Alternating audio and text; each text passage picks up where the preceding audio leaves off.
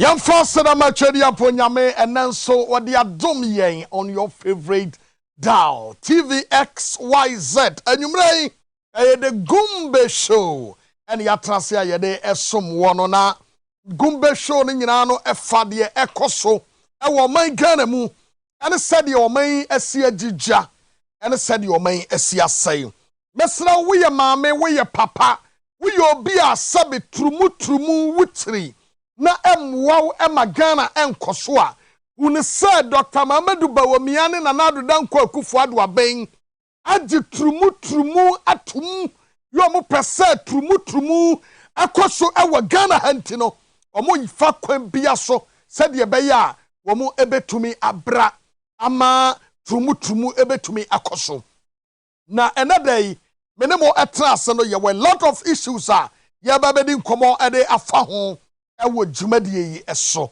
bidia no Oheneba Boamah Bennie ukumangra the one ene medin trumunu a wuchire no ene na ye babedi ho nkomo ama wahu de ekoso obi adwen be na say Ghana ha ebia enuru akire da bi eduru akire Ghana eduru bunum yas yansori anyina yansori entia date ebetumi de woye nie kese de aba etinene ye hia no bitwa me ho aba ne yaba betrase ne yabonkomo no ne yaba ba mu yie ama me ne umienu yate ase ena ye ne Malik Basintali ena ye ne no ebehia warwa ne yabonkomo de afa de ekoso ewo Ghana ha ho. It is why kradwa Facebook no TVXYZ obetumi ahwe bi live de afa so omse network ne nye na so Facebook no de obetumi ahwe TVXYZ ene obehu de ohu bi da ewo dwumadie so ha sanso ena YouTube no nso no eno so edem ya uko YouTuber eno nso no XYZ broadcasting bitwa me ho aba ya betrase ne abonkomo tweme me ba isia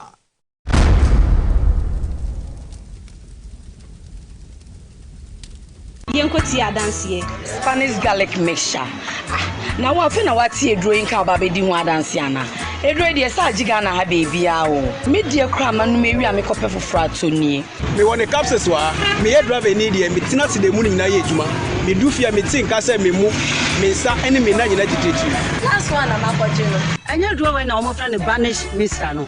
Oh ma, Spanish garlic mixture. Anwa na me no. Ai edro ma tenka. So me no de e. Cedri, mami ami di ho adanse enkyere no.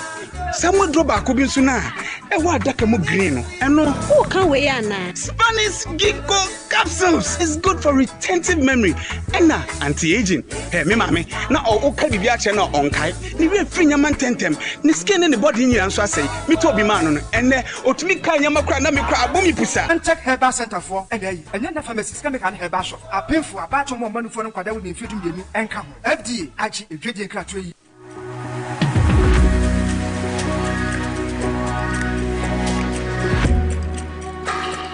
Best Wine is your one-stop wholesale and retail outlet for all your original favorite brands of wine, liquor, champagne at unbeatable prices.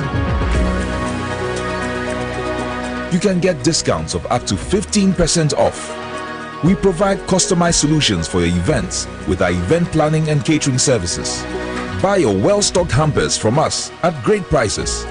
Best Wine is also a major distributor of ex-natural mineral water. Locate us at number 34 Ninote Nyanchi Street, Jowulu, or call 050-761-3900 for delivery or for more inquiries. Best Wine, caliber of wine and liquor at its best.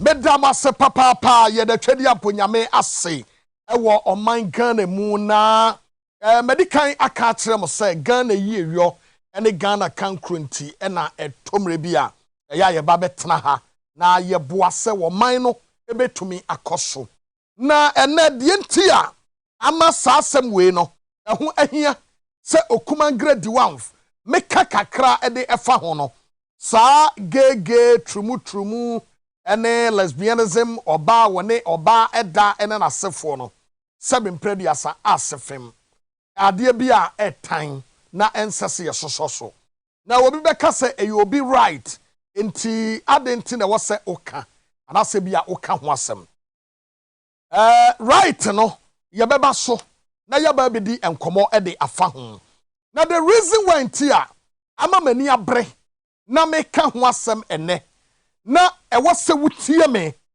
na ye nyina no ye ka kire NPP say ye nyi trumu yenye oba woni oba da nipa woni aboa eda nipa bema opeso odane oba opeso odane bema no yenso soso ewo yeman mu no ene say etia amamre etia Ghana ye culture ye moral values etiri na ebia na wo babi ababeto no enti na wase ebra so a ye nyina ye kasa editia in 2009 and Ghana Ministry of Education edi se bi ba say akwada ya wo KG edi kwakosi say obewie the professional school a ewo Ghana ha say ye university say teacher training college say ye den no e was say ye de ade a ye frɛ no comprehensive sexuality education ye de church nkwada no na comprehensive sexuality education no ye wo de ebaye no ediya ne da so eye CSE eti akwada ne baba fie no obeka to say ye study eye CSE wo be wura mu no na ye comprehensive sexuality education na policy no sentia ne da so ye wo de lante ye no eye our rights, our lives, our future, our rights, our lives, and our future. Enti sautie sentia wamade ye that comprehensive sexuality education no ede ba sa yemfa nkyerɛkyerɛ yemma na wamade sase totofe wamu no a eye catch them young and they shall be yours forever. Last 2 weeks or 3 weeks, minimum ebedi nkomo bi oha. Ana me fa class 1 book. Ya, omampani akufu ado de aba. Na wodi asem say, eye jebi dankwa, and wodi edin Ghana ede baye. Na obi bebisa say, adan na nanado, wa meka nkyere Ghana fo. Na odi asase class 1. Wo brainwase enkwada na dream from totofewa enti akwada ni benyini no ni ya brainwase na dream no awie dadada. It is so how the system moves se broni etre wade bia wasase brainwase from kwalabrem enti there was some doctrines ya ene we've accepted them emre bia ewo ho no not those doctrines no na untumi mfa nye adwuma ema ne nye yie enkoso na all these doctrines no and say one and say let's brainwash them from the infancy enti akwada wo so a de obeka tren bia no obanyini no na didi na dream mene mo ka say mame mamo simple task bi na wobia enye mame na mimu obia nimtia ewo ha ba me pese wo check ade bi on your phone go to Google type ade bi when people started say womo introduce won say Jesus woye Hebrew ni wonya Greek ni. But the story of Jesus was written in Greek, not Hebrew. The reason, and I say, Greek Empire and leading the world. So, now I saw omu introduce omu nyame to the world. Said ye be we are singing ano ebe som. So, omu introduce omu nyame a ne friend is Zeus. By the introduction of Zeus no. Omo won say ye de Zeus kwa. Ewia se nyina be hu ne say Zeus is not God. So they will not believe it. So they introduce a god. Yeah, near friend Isos. The name Isos was I-S-U-S. Etidiamiken. For mobile phone. Typo. I-S-U-S. Now show the images no ebebano. Now photo to the current Jesus. You will see the picture. You don't want to say there is no difference. When we introduce Christmas tree gradually, when we introduce 25th December gradually, I'm an ebe fire. A Christopher etri omuasem, because we were brainwashed with it from the infancy. Enti already Esther chapter 3 verse 7 was saying na bosumi yedikan ene bosumi Nisan a etese oforinsuo awa ye kasem no ekyere se eye April bisa ho se from the beginning ya ye wo me ne wo ye what the word April fool umi sada bisa se why April is a fool. Why? Umi sada because your brain was say again say anything aside aye bone. Mami mau another example. Omo mu ko Facebook no. Wo betumi akọ na na yakese the cardinal. O type na na yakese the cardinal. Wone Reverend Father bi eye communication bi. Na mo ye program bi. Na okotu a quotation. Ya quotation okotu ye no. Ni your friend Tobit. Tobit as a Bible quotation. But Pentecost Bible muno, ye ni Tobit. But Roman Bible muno, ye were Tobit, ye were wisdom, ye were ecclesiasticus, and a lot. I'm say I saw so no meka ye no, what you share we hunu. Until say Abrantia ye friend Berebes, ever printing letter J. And no mu say yenyi ainin free ho. Ni emfa J MSA name to get the picture we were looking for. It will call internet now here say, what is the real name of Jesus? Obama say your friend Joshua. This means who be say Oheneba Boamah the real name I say ni a different name. It means I am a nickname and a adopted name. It means that is not my name. Me di wenu aye emoguo edemawo to get your attention because ye brain was say ya dream wi a ye matire me bisa say adenti and ye do this level. Mamembra gay. Until ye done a comprehensive sexuality education.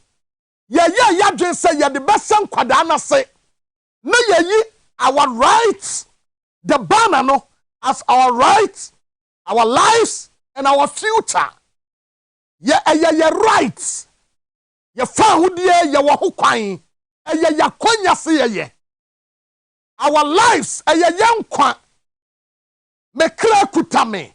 It's my own life. Jam me life, mommy. And now say ye ni future. So me na me pe. Me ye bema. Ba me ninye ho. Me pesa me ye oba.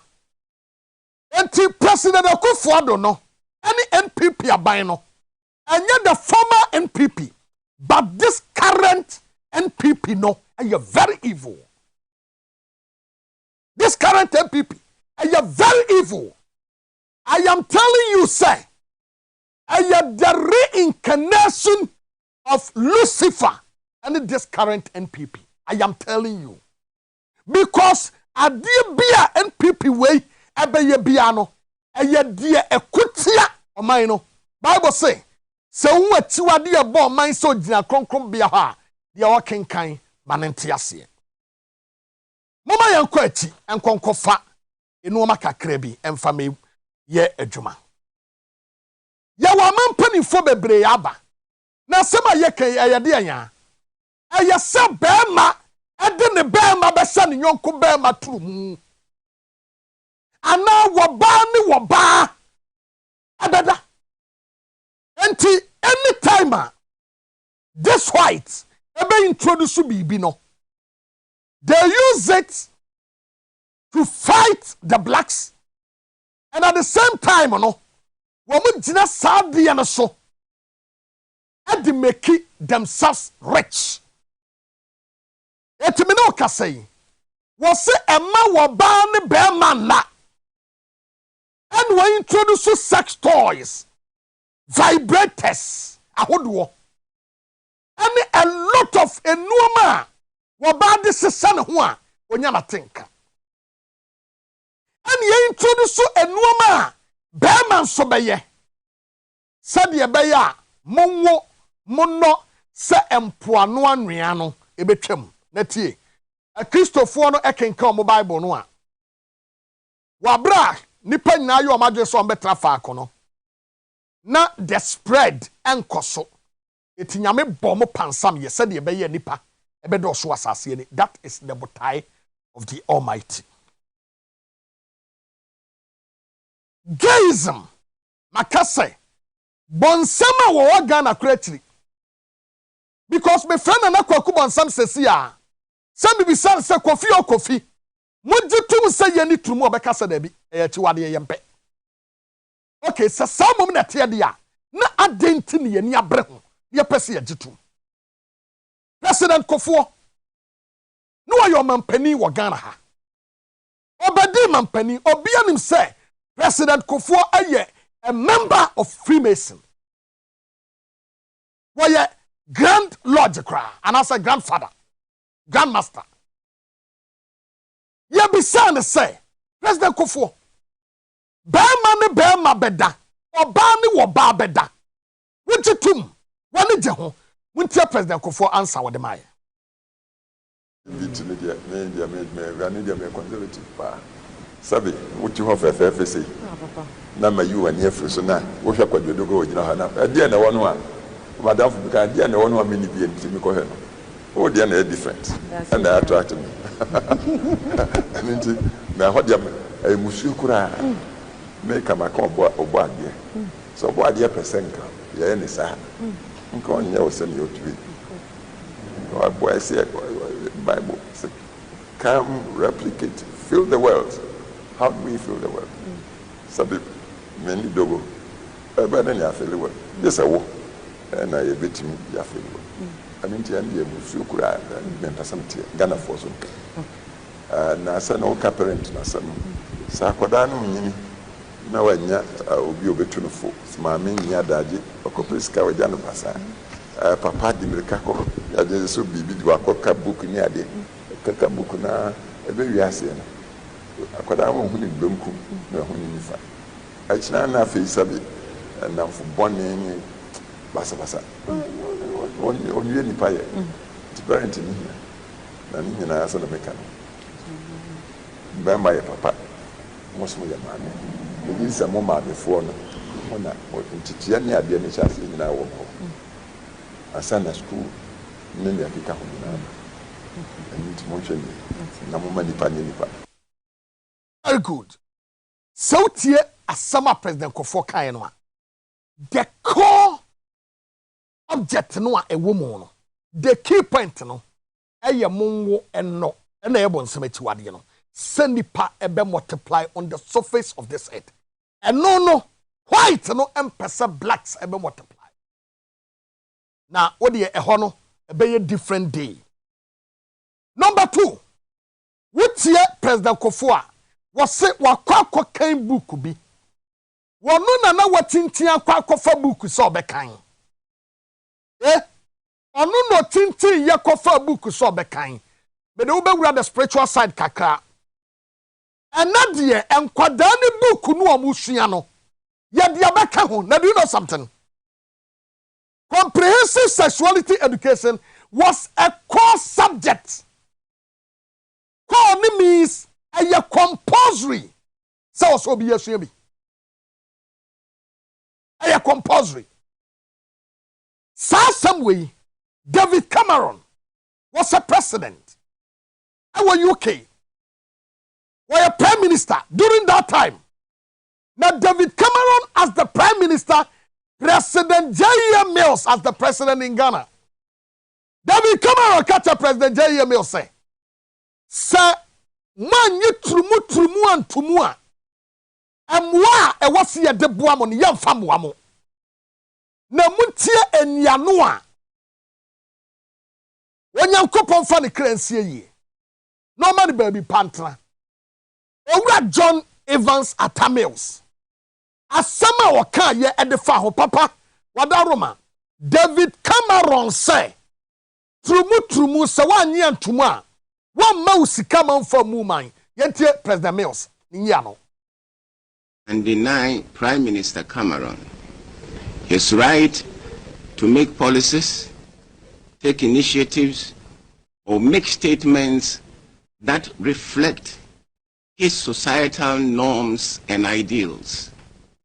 But he does not have the right to direct other sovereign nations as to what they should do, especially where their societal norms and ideals are different from those which exist in Prime Minister Cameron's society. I, as president of this nation, will never initiate or support any attempts to legalize homosexuality in Ghana. As a government, we will abide by the principles enshrined in our constitution, which constitutes. Sir, what's here Asamia Papaikaya? Was say, as the president, will legalize homosexuality. Sir, Bema Beda Wagana had that on ye. Ayati wadie. Sir, Nipani yane ne demua. Mabaho. Na seseno. Omo peso omo de sansem hunu wei. Ade tuwa ya manu wosukumu. Etu omo kati akwada ne se. Eya ne right. Munyai no. Akwada ne pe. Enti abansi wotua school fees ama akwada. Awofo uni say. Eti ene PTA. Aye irrelevant.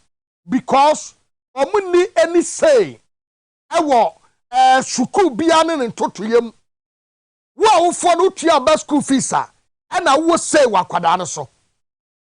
Na nya wo na utua akwada no school fees. Etu ba da no wanya say ewo akwada no so. Woni say. Woni say because dia aban ne beka no na beye ho. Enti wo ba no say wo want the right to say wone aponcheda. Na aponche no a wone na ekoda no. Wo bi say the right to say wo pene so ana. Wo dia wo right to say wone kraman eda. Wo bi say kraman no right to say kraman me pesa me na wo dan opene so ana. Enti baby a wo fa hodie hyase no ana asie no ho na obi die hyase. Amen panifo bebre na baaye. Obi aka ne de just recently. Owura John Dramani Mahama. Ghana man pani a woba. Wanu su ye bisa no. Wo pani Professor J.E. Mills. Wasi won fa bi mada. Wanye sadia ne ntum. Owura Mahama. Wa penso. Amanfo beka say, wo mpo de na wo adamfo a woye gay. Da ti bi sa wo ba. Trumu obedi atuma na. And was a meno. Me ye assemblies of God ni. Me kwa sorry. Me ye Christo ni mapa. Me ntre etiri sa bema ni bema wo. Na sansem hunu weni sabim predia sa jimedi we. Yaka. Sam wa hai. Usi wiri me famto. Adu wadmi. Mama yenti asama President Mahama wade etuda. Me duty in my faith is against LGBTQ. Me Assemblies of God.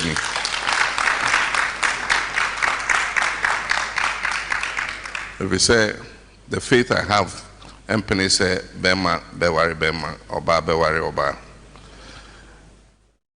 Bill a war parliament, Omunyam passing.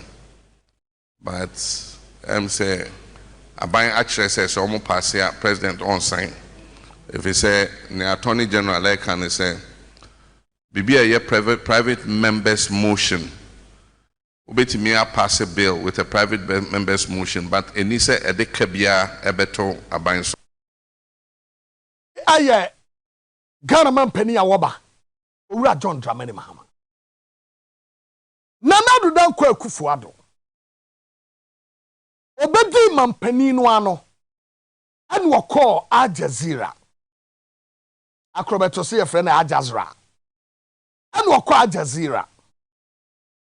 Now we bro kodu Al Jazeera no. We interview no. We di nkomo. And nkomo twetwe anim no.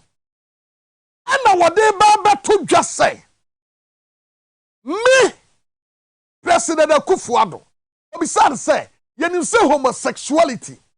Eye bone, eye sin, and I say, eye crime.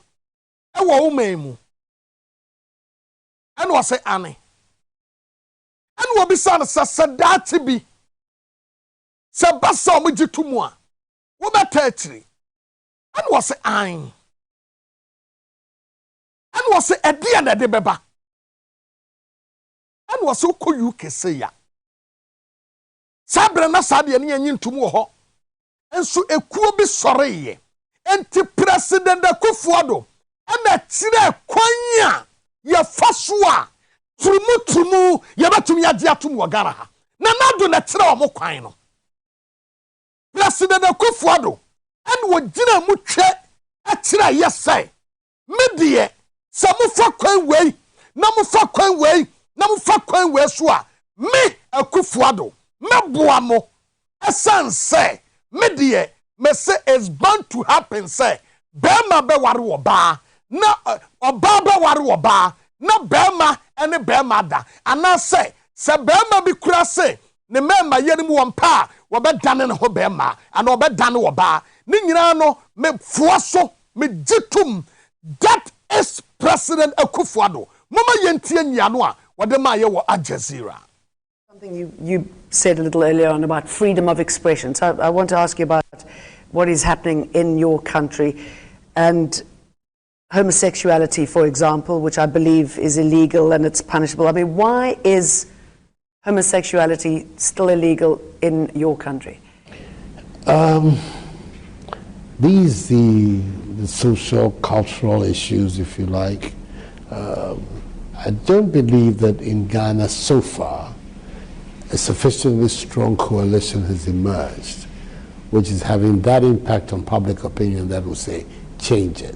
Let's then have a new paradigm in Ghana. Is that something you would get behind? I think that it is something that is bound to happen. And when that happens... What's going to provoke it? What's going to make it happen? Oh, it's the activity, like elsewhere in the world. Like elsewhere in the world, the activities of individuals, of groups. I grew up in England. I went to school as a young boy in England, and I grew up at the time in England when homosexuality was banned there. It was illegal, and I lived the period when British politicians thought it was anathema even to think about changing the law, and then suddenly the activities of individuals, of groups, a certain awareness, a certain development grew and grew and grew stronger, and it forced a change in law. I believe that those are the same processes that will bring about changes in our situation. At the moment, I don't see that in Ghana there is that strong current of opinion that is saying this is something that we need to even deal with. It's not so far a matter which is on the agenda. Say, the main architecture of this game is President Akufo-Addo. Anybody wamia ne vice. Kremonia wa jige tum seba wamia mi hu bida. Let me tell you something. The reason why I am saying this. The reason why Yabawamia jige tum more. And I say, Bawamia kremoni. Obianim pefe se en kremosom etri bema wɔne bɛ na even ɔbaa waware mpo sa wodi wani mienu sei ade bɛhwɛ no kora no etia nkramoso mmra the only ɔbaa waware wɔ kramoso mu na ɔwurawura ne ho ɛma nipa ho no ɛyɛ Samira Baumia ɔno nko is the only person a uhu nanim uhu ne nan ho uhu ne baabi uhu no da bia wɔdresse to entice ɔno nko kramoni ba necessary kramoni ba ya ware wie ni ya ware wo a wo siesie ho kata ho atobra bi omani sei ne nko na tete ho atobra bi a omani sei ne nko na tete ho enti aka ye wo kramoni vice president no and can leadership by example now ya to aba ayi Bawumia as the leader of the NPP Bawumia ko kan kire nkramofo say I was selected, I was chosen to be the leader of the NPP because I am a Muslim. Yayi me, saminyen nianimu anakanifo ama NPP esan say, me ye kremoni, mimi saba wo mi ase, as papa kremo, waba bontia beka kire Ghana fo say, me de trumu me nyintumu ana. Mimi saba wo mi. When will Bawumia come out? Yabo President Kufuor, Yabo President Mills, Yabo President Mahama, Yabo Nanadu Danko Kufuor.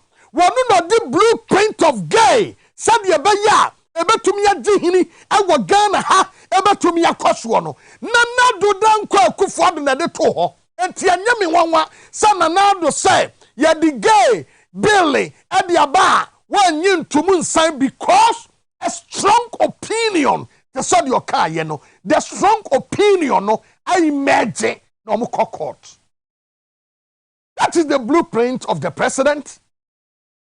He taught them the way. Nanado is the way, the truth, and the light of gay. No one can chat through without President Akufo-Addo. One no be a kind of what's wrong. Mufwe, mukweni, mumfaso, mimampeni, me support mu. Look, Nanadu Danko Akufo-Addo yedua bruni. Na adia baako ya na ya me ya ewo Ghana ha ne se. Ghana fo bi ye nyatwom ye nipa bonefo. Wo nipa no kansa mone ni ye boye nsemama no because ne political party na wo so. Because ye bubese enimguasiem fato kaniba fatatani fatankrani fata igbeni enti enimguasia de ye ya kani a emfatawo Nanadu Danko Akufo-Addo ka waka is bound to happen and one Catholic bishops ekosiaye and one di nkomo mampa sante mampo nkomo twetwe ne mo ano mampani Akufo-Addo sambe gina simpie so aka kire omo nyina say me Nanadu Danko Akufo-Addo not under my watch ana media tum se trumu ebekoso mama yenkonkotie Nanadu says bound to happen no muntie the second one. Said this before, and let me in conclusion stress again that it will not be under the presidency of Nana Addo Danko Akufo-Addo that same-sex marriage will be legal. That same-sex marriage will be legalized in Ghana. It will never happen in my time as president.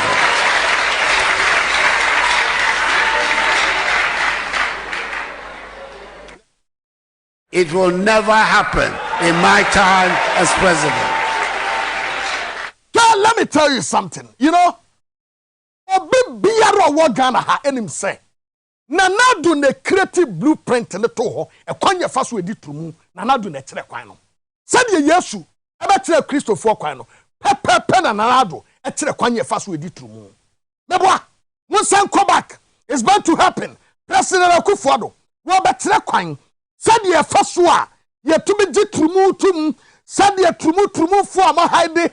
Mubetumi yakam ho abom ne moye coalition ne mo babonten ni mapaja me kan na Ghana for bato aye koto no ba wamia ba bonte be kampo se tumu wanyi tumu a woboa wajetum wanyi tuma kadadada wayi ho no mesramo munyina sonto aba mo man na atintro wo mutumu o wo baba ne kan ma ne kraman beda wo bewura fie na wo kraman nyem obekwa awo so no wa wu nipa no wo se wo ba no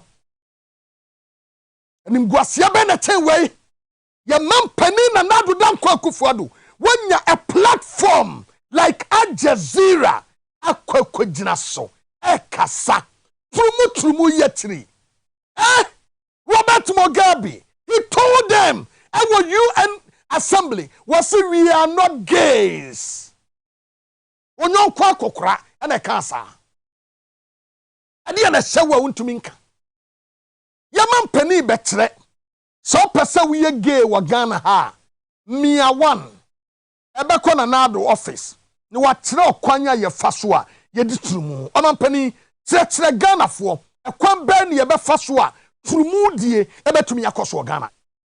Something you said a little earlier on about freedom of expression. So I want to ask you about what is happening in your country and homosexuality, for example, which I believe is illegal and it's punishable. I mean, why is homosexuality still illegal in your country? These the social, cultural issues, if you like. I don't believe that in Ghana so far a sufficiently strong coalition has emerged, which is having that impact on public. Say, Abayan Bisana say, Argentina homosexuality, and that's illegal. Our Ghana. And was say a social cultural values. How no jampo ye can say? Well, I don't believe, say, there has been a strong coalition. Yenya a strong opinion. Yenya a strong group beer. Ebe sorry. Na omaka say, gay na yape. Me true muni, wiri berry. Group be massa. And a lady ni be san say, na se eba. And was say it's bound to happen. It's bound to happen. Montuaso, mami, Montuaso. That will say, change it. Let's then have a new paradigm in Ghana. Is that something you would get behind? I think that it is something that is bound to happen. And when that happens, what's more, yes. Oh, no, me say. What person would do trumua? Mia one, na do be kwa kufuado office. Wabama the nice direction na oba faso odi be di trumu okrom ha woni ba omi aso na wo ho wakani pen wo say akatesian say adenti na omemu homosexuality and that's illegal kachira ni pen mikrom ayeti wade ye chinsanu oma no yen so akatesia to a question so go to a different question when the question yen so nko mawie ye de ye so se no man so na nado say a social culture one or jampo ye be can say the reason why na say what do ye won say a strong group be a strong coalition be asori ya be can say emra no change no ye de trumu ni ye pe enti ye be ka ho ni ye ni trumu won say group na sorry and a lady ni be say na say sorry abeta chire no say yes I think it is bound to happen. It's bound to happen. And we be say e kwamba na obe fast for the bebo no say because school UK no na sade no mo nyinto and so group will be sorry ama politicians and parliamentarians say omo making laws na ene no UK ya jiatum enti Ghana no se strong coalition be sorry bia te say Dr. Odoimo te say Richard the last guy mo wo mo sorry a meta wo mo achi amenu ma atumi akoso sade be ya obia betumi edi ne turumu fe wabra obi entia anase bema betumi ne kraman yada oba betumi ne kraman yada kama wabra wobia emra enti sofo mame papa sofo ya wo hwem enwumre. I am asking you a very simple question. Fane say wo free abonten ya ba bedufie na wo ba ba mu a ebutu mo kraman ya wo fie so na se wo fa no a ede ye na wo be ebe ya wo ya enti papa sofo mi bisa wo say so free abonten ba fie na wo beto se sofo maame mo kraman bulldog row ebutu sofo maame so a won ji wo ba no a waye ne ho ade no a what will you say? Adan makama no atumi. Let's vote against NPP. They are evil. President Akufo-Addo, you're evil. I am telling you. President Akufo-Addo and Dr. Mamadou Bawumia, I swear God, we will destroy this nation. We don't make it now.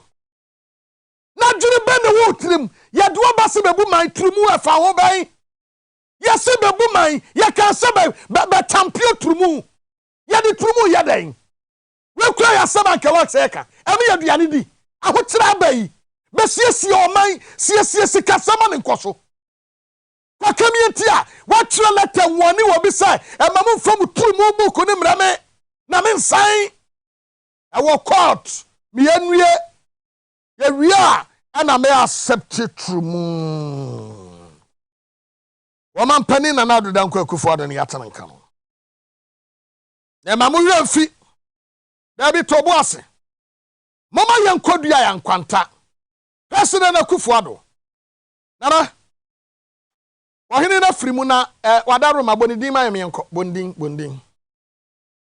mai na nabuache Trumu the third. Joya Nabwachi Trumu the Nabwachi Trumu the Nabwachi Trumu Nabwachi Trumu Nabwachi Trumu Nabwachi Trumu Nabwachi Trumu Nabwachi Trumu the third. Joya we petrumu papa ya friend trumu enye trumu na Nabwachi Trumu wose na Nabwachi Trumu the third. Oh, oba papa ni di wanya hoto da no di free mu. Awurade. Champion Trumu lava. Yara so kwanta mai na Nabwachi Trumu the Nabwachi Trumu the third. Wachi Trumu. Yes. Let me tell you. Na ana ya wo hoya na krata bi eba abonten na krata no a eba abonten no efiri na asante bedi atuo ho ya wo se wo ye lawyer na nkomani nyina no se Ghana yehu se da bi sa trumu no se de asiba no eya hadwen mesra munyi we mfiri so ma me na menya de ketewa bi wo ha wo se trumu no se de asiba ye no asa eya hadwen enti delay ani obi aye interview ama interview no mo no am say abrantie no se so ye bema o okay ani yani kan ko abrantie bi aye friend Prince wati Medina na abrantie na ye friend Prince no wasi on pese obaye bema biem abrantie no se ni maame ewo ne bema ede na ya se wo ye maame wo ba bema na wo kodan wo ho baaye a wo ba ne se mempe bema biem na me pesa me ye oba ade ne be ka fa wo busua ho what's your friend Prince na one pese be friend Prince biem wo pese your friend Medina Bruni na mo de mo hwe kakra yi na ye mra mo hwe no. Don't think about it. But did you used to think about that? Never. Until no, we hear what Adrian said was a son. It was major. Yeah. Me pa pacho abrantie no to won wonye oba o woye beman wote ho no we wo sia de baabi na wo se ne pa woni ne kofi a awi a wo ba wi wo no woye bema o en wo se ne nye ho se sempo de wo waduru a stage a wo be kom ye kokotu ne bema na firi ho ne ya yetokura to ho ama no mama yentie interview no kakra yes science ase ne yenko You've never even thought about going back. You haven't regretted. No. I see. So everything you wanted to experience when you used to be a man, everything you wanted to experience as a woman, no? What's that experience here? Now, have you experienced all of it? Oh, not all that much, but me hukakra. Which ones have you experienced as a woman? Oh, like the way a guy will call you and like like You've started seeing that. So, but are you a complete woman? Do you feel like a complete woman? Yeah, I feel like a complete woman. But do you go through all the things women go through? No, really. You don't menstruate? Yeah, I don't menstruate. I mean, yes, you don't menstruate? No. Yeah, of course. So no menstrual cramps. You don't have your nipples hurting because there are a few days to your menstruation and all. No. You don't ovulate and all those things. So what makes you feel you are a complete woman? Because I have the feeling in me. You have the feeling. Yeah. So everything is about feeling. Yeah. I see.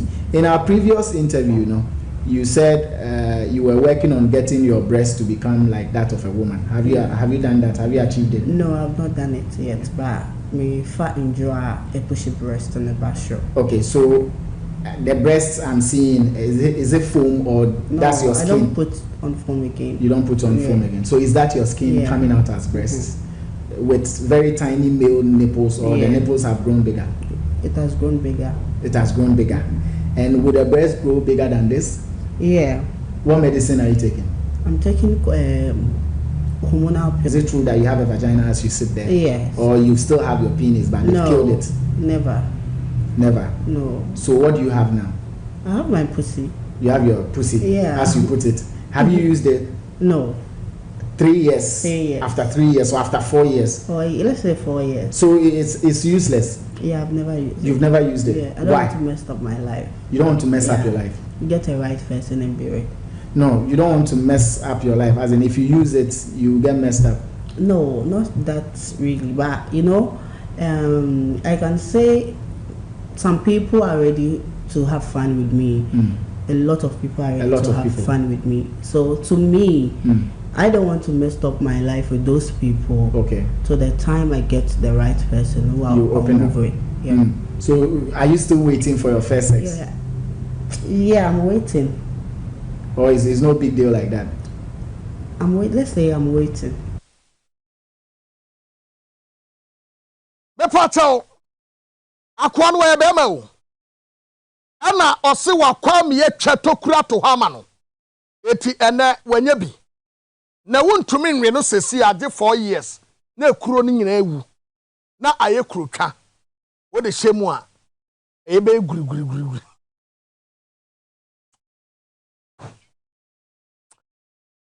awurade na wasase ya nunumro sade ye be ya ne nofo no ebe bobo enti fane se wo ya wo hwemi wo baba ma to ni dim prince wo to kwan wo ko ba ya aketesia na tifie hoyi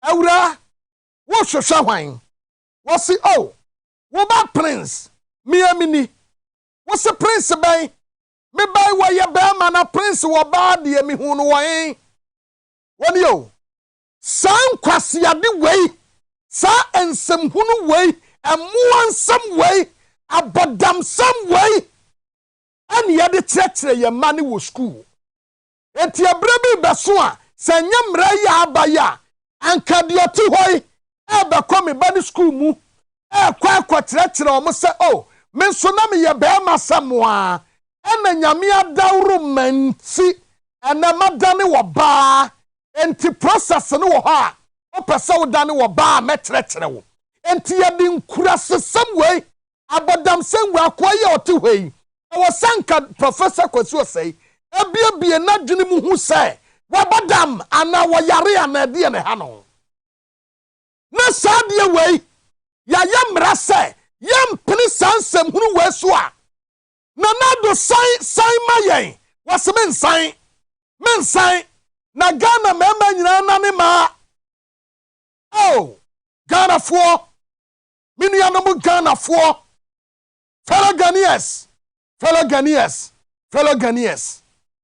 wahu de yakoso wo maimu enti wei no mu gina so yamra ya no mu Sam George mo Onobu de la so wamo ejire mu ayamra sadabi yentumi destroy enti nyame abone bema wakati nyame say sabe wo kwasea nanka wasa obo me wo ba ene wabo me bema enti miama sesa me ho from bema to wo ba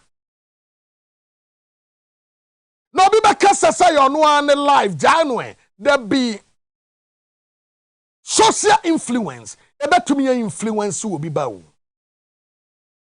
no your friend is transgender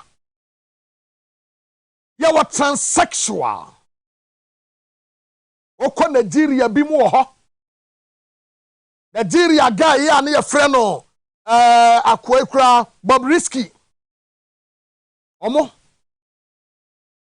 minu yanom besram wada sankura sesam wey ene ya mrase yenyi sadie we free your system ni mu a na nado say one sign no ade we no no we ni anya ya mra na wo de mama yen konkotie ye maame no honorable de la sowa Ondo MP yentie ni brief na yemra no na da video ya ready a me baba yi a kire ne yakosulak yenkomra in Kratano, we need the eba necessary on trust and Kratano because only quite pass of betro Krata Bema Parliament. Parliament and new engagement, the new president engagement.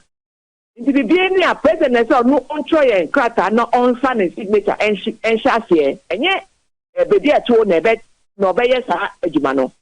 On such a man who quite class on Troy and letter. Fa ye juma ye hu ebi nti from so kese menim de e ban so say onye from so kese attorney general na man say advice de na omunyina omunim law no because say onu on train letter emma parliament every juma ye hu constitution no da ho plain ye emra no wi a ye fan koma president ye dia koma no into omu ni kwan say ye di ababa ye nje baby san enka constitution ho ye di bape ye di abro 7 days either oba sign it won't me and sign it within 14 days to stand ye bill no be bread way anyway ntina man sign document no ana who di bema ye friend say council of state for say mo ma me advice every day Parliament dia breme anu ye no na so ata no so nya wo na ese se wo fa class ama correct any constitution mo sa wo si wo ko injunction ya ma wo injunction wo de wo aduma na o se president ne ye no say 7 days no on fa the signature into bill na say na fe na ye law he has no understanding of law because Parliament the aduma no say ye bill ni wi a ye fa nkoma President Akufo-Addo now whatever president to be is there. Now find a signature and pass there within 7 days. No, Sunday brain now a yellow. No. They don't know the work. Now my can sa. Jumano we are clueless. Say na parliament ni executives no juma. The BIA share no constitution mu ABCD. Wo constitution mu open one nyina. So omu share Mandom rasebedwani enono. Na mama yen kasa asem we very simple. Enter the gay president. Me no me meto se wudi trumu. But won san wadwuma because emra no kra kire se obi biara o promote sa act no ono so afomra. Mr. President, Mr. Wada. with all and nothing about sin Yamano Yama won textbooks no. Because comprehensive sexuality education no. Wamu di wura ye woman suyamu say yam fan common kwala enti awofo ne kasati a no a omo yi those books no na omo say omo my textbooks biam am yam fan chen kwada no minianom na mamenko na share this interview brief delay ane men kan say we bema bra bia na say one sister be ye interview I don't know eti momi yen share interview no brief na yamra ne mest yewie Oheneba Martin na se fe no Oheneba Martin so a ono be che se na emodi din na wa be kire ensem Abrantia no woye bema o ne ye fra me Martin anu wase na ni nye ne mema yo ne mu no pesa odane wo ba no kwasem emema mo ni gimma hu wo hia no a wo bewe no momi yen kohwe no mra hinta ewo ene ejumedi so udi ne menhwe o say Oheneba Martin okay enu gina ho made No, I think I just chose it. I don't know. It felt nice for me, so. It felt nice for you? Yeah. Okay. Edi a mama no papa. Ewo the tone. Edi Martin Hughes. Where do you feel? How old are you? I'm 22. Yeah, wo hefa. Accra na. Yeah, Accra. Okay. And mama no papa were they married? No. Baby, I wouldn't environmental you know. There was no father figure there. Oh, there was. Who was the father figure? I had my grandpa beside me, my uncles beside me, so. But your dad was not there. Was not with you when I was growing up. Yeah. So your mom was like a single mother, more or less. Yeah. Okay, and you had siblings. Yeah, I have siblings. How many? 3. I pray about myself every day. Okay. Yeah. Okay. And I know God loves me very much. Oh yes, 100%. And what does she say? I don't hide anything from my family, though. What does she say about that? Oh, she's cool with it. Maybe she might not like certain pictures. LGBTQ. Yeah. And I'm sure you know about it. Oh, yeah. 100%. And immediately that bill is passed, people like you go to his home for 5 years. It's what are you going to do about that? Are you ready to spend 5 years in his home? No, hell no, never happen. What will never happen? His home, whatever. The bill will not be passed. Oh, no. I mean, me getting whatever issue with the government and bill. No, say Oba identify as Bema, or Bema identify as Oba, or bed them 5 years. And to see a participant, they are coming for you. And I be saying, a day now obey free Ghana and now I bow one. Oh, my maybe driver will Benson back on some. No. So what are you going to do? Because when your passes are done now, you may run, but you can never hide. Then I don't think I'm ready for that issue. You're not ready. But it's an issue that needs to be addressed. Well, you don't care another day. Not really. You don't think about it. No, I don't think about it. But when it happens, like, are you ready to face the music? Enti monshade we say. Wa wo babe mati fie ato ne din Martin. Na ukọ ba ya aketesie ne si ho. Awura Martin wo hen. Wo se oh, Martin no anam ti ha yi. Hey! Me ba Martin bema. Martin ne si ho yi. Wo se an. When so de oso akotu ne kwate ne kura free ho. Eti akatoko. And is this not madness? And the parliament who when ya mra. And ya say emra when ya pe san kwasi ade we do so do ya fanyim free ho. Na na do san we keke. San ni entwa we mu oso ansan ho. Man is one sign. No be the court. The academy Malik Trasia on be digest the issue no. Because so like natural clinic akwakudi nkomo brief. Me ba Malik Basinteli at Trase already. Yabasha say ya digest issues are a wahone. Nene ampaye bidra. Cheme me ba isi ya. Oh yadasi benesu session no kwasem se ene ye hwa ade paako pa se nipa nyame amfa anomwa na wakwa less of human being. Kunyankopon kase ye ne en sha asase so ba. Eti be ma no oba sebe after 12 months na on be man na mo hia na nyinsen ma no na my suspect red pen e da twemu den ho ato ho se emse nkofo mo ye ka na se omuntimi ho dia na be ma be man na oba bibia to no wontimi adentia nyame anye ne sa human that this year fa man side e makwa sa enum one ansa na bem oba betimi akonsi na so oba betimi nyinsen no eye se wotimi tu kwade efe ne kosua na se x men ka kokosua ne bio ye de ne ye moja nyame design no hwe men say why esuru say no pick kwa ha unse ne technical drawing no mo na otwe ase ne ba kama ba bi ye be fa ne nie na we wa ha na nche ha no ovaries na se ovaries to kosua to kosua na se apa na travel na aba se fallopian tubes ni all time fallopian tubes ni e hon na ye se be hunsuo sperm no afa se be ahemfio afa service na pa mu no e kosua na head on collision ba manyin se ba enti sa de ma describe ade be interfere either the egg no anase sperm no bia no ebesi be manas oba hwa wo kwan e man ho bi be hyase eti oba wontimi ntu kosua no wontimi nyinsen den be mo oba e ka so wontimi ntu kosua se ebra wonye no menopause most of the time no obonse ebia wo sua no okoye sebe onse abortion bi okoro no nro bi se nka wo try so wo yi ade na firi ho e na tete fa so eti kwa bi so no e koma X production ho kai.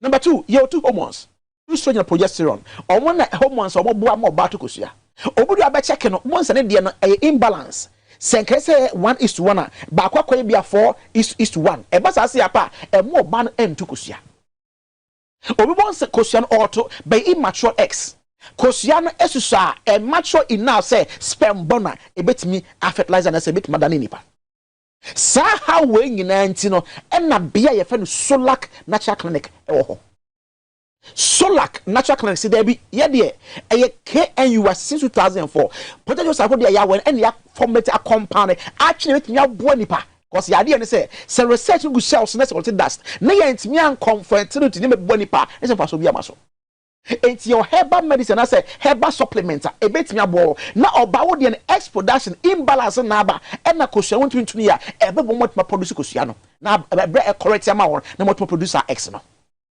ebi a wo de sibi a wusa sebe na ho ye de bi wa na ko clear enti hono bibi buy e na to chima X na production I affected that ye ma herbal supplement e betuma bo acquire that effect na amotuma to kosua no ebi a wo de wo produce no sebe e mature eyinyini ye ma oniema e herbal supplement e betuma bo amopo de effect mature X no na when you net ma mo travel abehye fallopian tubes nim e bia o de ne ovarian cyst sab ensuo bi e na ase balloon egum na be hang for the ovaries e na to kosua na betom kosua sab to nsuo na say entina se won se wo de na da bia be 3 months na de ne mai 2 months na by e ho do ma asa onyo be checks na onyema sa how ni nyina no fa be dan Solac natural clinic obi bo se bia ofafuro enso ente sa obi so ofafuro nenso ente sa how ni nyina no e say confusion na bae no sebe na de enflow yi o ma na aba na ko etu se eboa no a na ase de wonyem no botwa scan no na sebe e just ko keke enti bia mayo ma na se fabo no dos bi e na beta abesi ade na no on so ba menses na enflow yi no kakra de care mu no e be e fa hen anamaje be so nkoyo okoso da si apeno kwa akọ I saw you I am uncle I mean na enyama na bia mesro o menses na enflow yi de care mu no a chemical changes ba wa ade dem no e na eso kakra eti na nsen awon hwa kweden ammo sha ase enya cloth bi abeda sebe ade na no beka wumbu na no eti abe block ya no etu ko sa intra no mayo mana ebe block ya na no se sperm ne ko hitia e hu ba bia mfa enti ma nyin se ho eden a oni kire Solac natural clinic ye herbal supplements food supplement hodo a boni say evidence base a ebitma e dissolve sadian amma sebe wumbu na ada ho ma sperm etmi adwane afa ho no ama nyin se aba afementinsi mema no di na bema bema ka sese bo ntimi ngo mema ne yehwe ne ma mienu moso side no yehwe the quantity of sperms I produce e dodo so yehwe the quality of sperms I produce now quantity no yehia 20 million per ml of sperm fancy bia me fa 1 ml keto bi of ya or semen na esem 20 million sperms and above adenti nyankopon ye ne say we create 55 ni ade na obinya sa you mother dey say e mema kan ye ta ye ma o matna o ma ye adwuma o ja ho meka o ma electric warders Trotro drivers omote engine seat ne so no. On se air shipa, man sure dey bi. On se awia bo na yom ye shipa a. Obon se o madwoa no, me man de beti se man ntia se. Obon se aka kwhye ya de na se. O man se awo ba, obon se afi edi tache na aye mo emremremre. De tell say sa enema tu ni Nyankopon de bo ha bo foto menu na de bia ba ko left right no. Wo ye ne se empe heat ana se empe hyew. Enti yetina ovan na what say wuchu trotro be say iboni ye ode insulators na say form ahodo gu so say enkushi say the heat na e ma de no timi so ode na tete a aye won ata ko pe bi gu so say the baby because more na e che ho no na sperm em produce no bon so be test no no wonya de fen oligospermia na say low sperm count and yes on produce the intent produce say temperature conditions require set testicle with ma produce enough sperm no what deviate na say wo no say condition fa man say heat no I excess ama no it is sad never da na nso de ne sanete solution wa na obisu yente sa ebia wo swa no of free no betehweye wo tehwe free dua no so nya accident no e na obeta ne madwa ne so etu bonzo betena aso no se madwa no issue kakra ba ho e na ade bi e fe very cosel I say dilated vein eye vein na nourish testicles no me fa no say vein no ya ade moja na mu moja na di nutrients any hormones ahodo kona nourish testicles obi ane de no enya accident bi sabi emu no dilate ana say emu ne pae ana say kasebo so ana say emu na si enti ama nourishment testicles ehia produce man unyai sa how we nyina no yesi fa bedan so lack natural clinic mamusa question baako mini so ba okra bi 12/9 adenti here 20 million sperm per mil adenti it tell say ye communicate na kwaya meni nipa kakra be say won na fuso metu no be ye kwaya 20 million dia minim say man ka me ho a betume na mirika ne mo ahye et momentum mass and velocity abede kom yese sense sperm no dwuma so erade ho ye ekoso asomo da bia ese fa himfi ho fa service nim e fa wumbuno na head on collision koka kosua no e manyin se ba et bia wo the count the form yese brasolak natural clinic yenye smell analysis no say wo de no count the form your herbal medicine to bo na boost to count the man within 3 months. Say less than 3 months run maximum 3 months no what means so hoka for amani jaba ye quality of the sperms no sperm na nkasa wo produce boni say e so nya overhead ne tinia round nya me dia ache you round say obi sperm wo produce tinia kwa square na sanya word si tail ese ni tail no ho a ebetuma shimi obi sperm produce ni tinate obi so weakling sperm won se ne sperm no enya hoden etu bon se eso travel ko no kwa asa obi ya bo no otumrika 1 2 3 4 5 6 7 8 9 10 wona mo sa bon se na time na so na ko na e de se na beto wumbu no ntem paniti akoka no obi dey say abnormal sperm wa bodam woni ko so yes so nko no ko opposite yes so na adwenye your herbal medicine bonus evidence base e bet ma college that deformities na ma wo no what menya ba ato na so when na e solak natural clinic Yedinde Solak Natural Clinic. Enkran yoko komlemle. Enkran yewo kokomlemle. Harvard Senior High School in Hona eni butu. Enkran yoko komlemle. Harvard Senior High School in Hona eni butu. Ene Kumasi yo Kentin Chrono. Kentin Chrono any self-filling station in the enimshe. Kwasi bia fa awasa ye no bi nko discuss na kase se wo ye krawa. Ogugu anu masemesra wo. Puso hwani nko mosisia.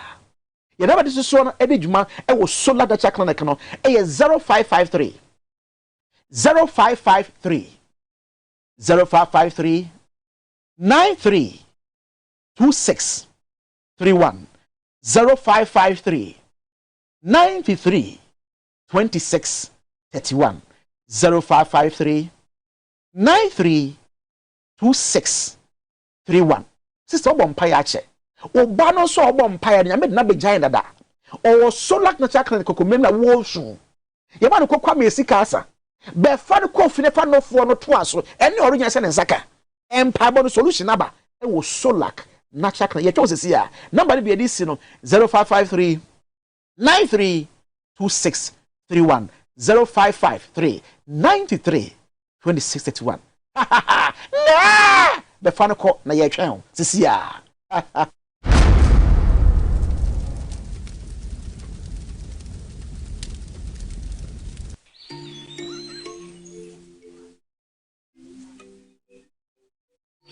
Upon your arrival, you are introduced to your butler, who plans your itinerary. so many activities, all in the same premises. Visit the gym or the stables, they have it all. At my break, I'm able to practice my potting.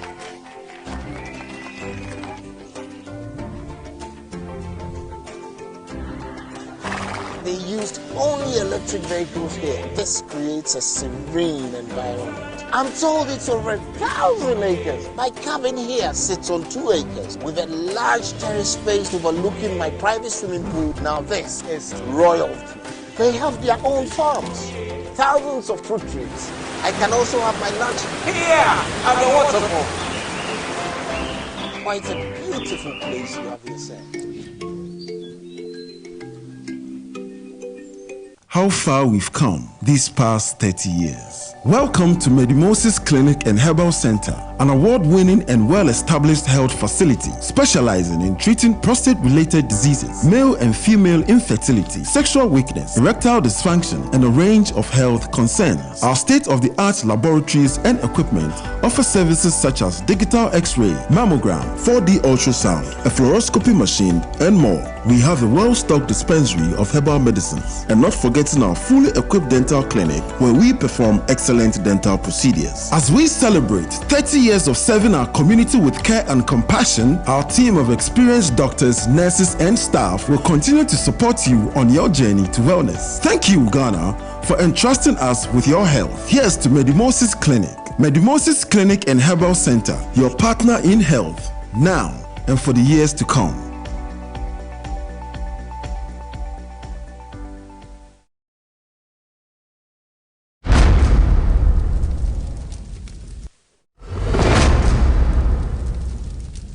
I say ebrene dru ye wose ye din komo ba bia wo Ghana bia no ye san emwa kwa baba Gumbe show jumadi so ene yare kasama afo be de akirema NDC amanyo kuo no Ura Malik Basintali ene ye no ehia ha na ye was so many things I wose ye din komo nso e de efa ho krata ya omode aba no eno emu nsem wo ha na okan kind the last paragraph of the letter no was say in the circumstances, you are kindly requested to cease and desist from transmitting the bill to the president until the matters before the Supreme Court are resolved. Malik, akwaba. And now, yen semre yeshe yankomo twetwe na se. Yaman peni na nadu danko Akufo-Addo through the secretary na na santi bi di atrio. The crata de akwakoda parliament say emomun si ho de biarada so mbeka gas e di bugebu bi ebre na se wansan this issue and said ye esi aben yen so msen on man edikan mame tia mohwefo nyina okay ene motiefo mame mfa makonya so embo your constituency executives, party foot soldiers, your grassroots, your branch executives, and all party sympathizers. Abaso. You want more, you know, so you need. Very good. We can mu me to call Upper East Region. Okay. Juma, your constituency executives, and your party grassroots, embo, Upper East Region. Wow. We need better. Wow. Inti mame fa makonya so. En shomode yenimese tika ni manimu yenimese ekom ni kukuduro ena yedidi dwuma nso yenya kwanya e wo se ebo mabaso na ye shomo ye bo mabaso na ye shomo nkran se mre papa bi ba na enche enye NDC fonko na nyame bepepa ye ni nsuo na emum Ghana fo nyina ye bre ende ayedi nkomo yi good nyame besanso apapa yi ninsio good enti make an say Oheneba ade a obi say ade a eto asumpa yedi kan LGBT e musu asam oh sir tintini ne tietia ni say we find a constitutional the preamble it begin with in the name of God Almighty. Constitution of Ghana offer the first page You say nya try to constitution no nyina no. Ye de nyamedi and a chassis. Wow. That is what our constitution says. It is our peo. It's our peo.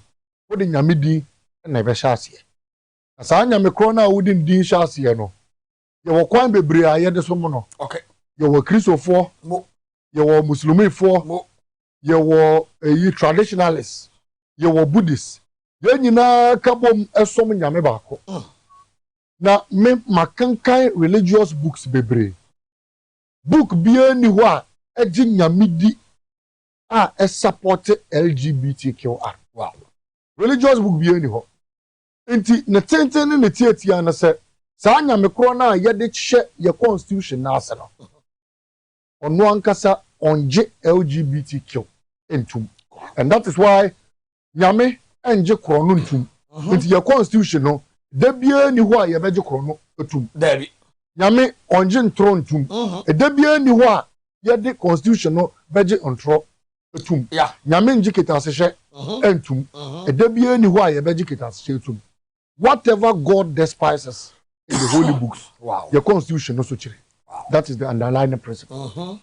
Let us mean. So be kuenia. E was said the say what this our constitution be di duma. I can your holy books. Oh, Oheneba bi na your friend better. On na no ye Oheneba no da Sodom and Gomorrah enim. Yeah. As our Oheneba no. Ono na endi Sodom and Gomorrah mraso. Ena na penso oje homosexuality etu mu wo Sodom and Gomorrah. Dokre. Na ye nyina ehu nia etu Sodom and Gomorrah. In fact, what kind Bible? That is the last sinner nipa di ya ehye nyame ebufuo a ofre Noah say Noah kona koye wo ark no. Na me di nsuo e be say man a me ankasa me si. Na nyame bo man no. Where we are today, we are at the crossroads of determining se be hye nyame obufuo ana ye be ma nani age na ne nyina ege na nanado ene na be di akire ba onua so Oheneba me ka say bill parliament e de ko mampanyin nchen mampanyin se ma obia mfasa bill no ensi okra na yen ko krata mampanyin twiro yen okay the first paragraph I say it has come to the attention of this office that while the president and other senior officials of the presidency were at Peduase for a cabinet retreat on Thursday, blah, blah, blah, blah, you attempted to submit. You attempted. She's a clerk at the bill, no, as she polity, and not to take Flagstaff House.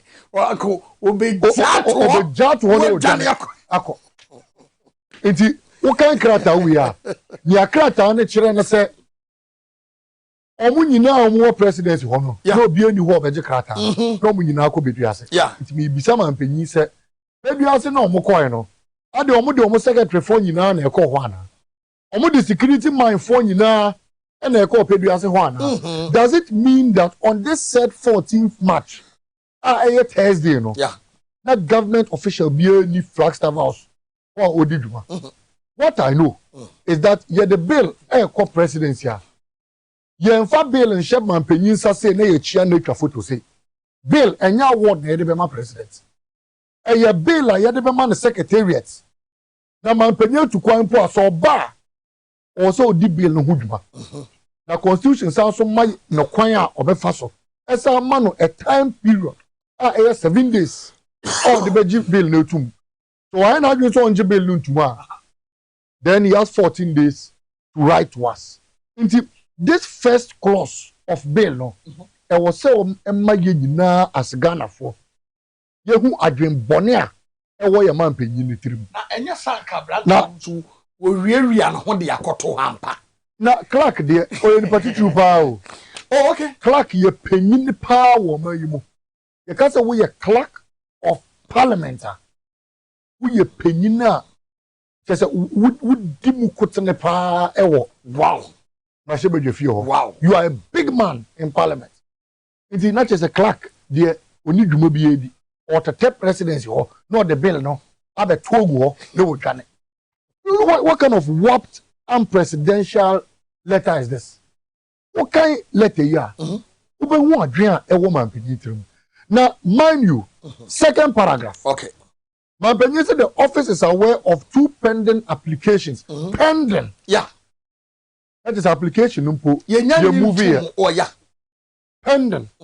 Your movie application. Of interlocutory injunction. Both filed on 7th March.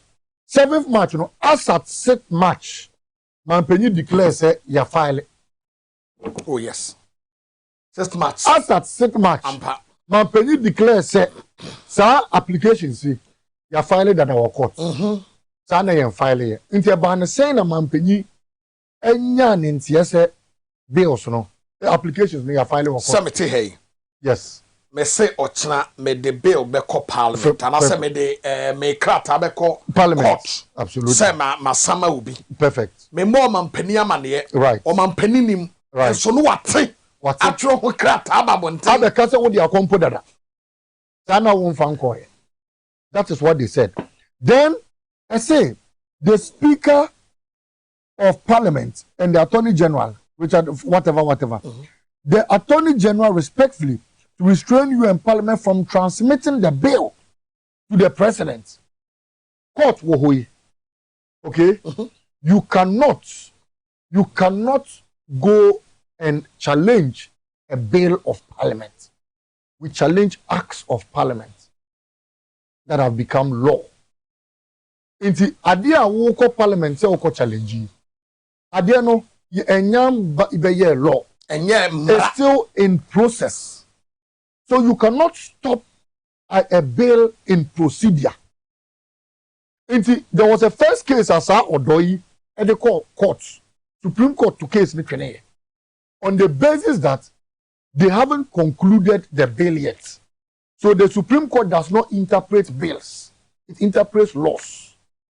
In the bill now, the Abano, Odoi, where was our court? Or the first bill, no call. Okay, he's challenging the financial aspect of the bill.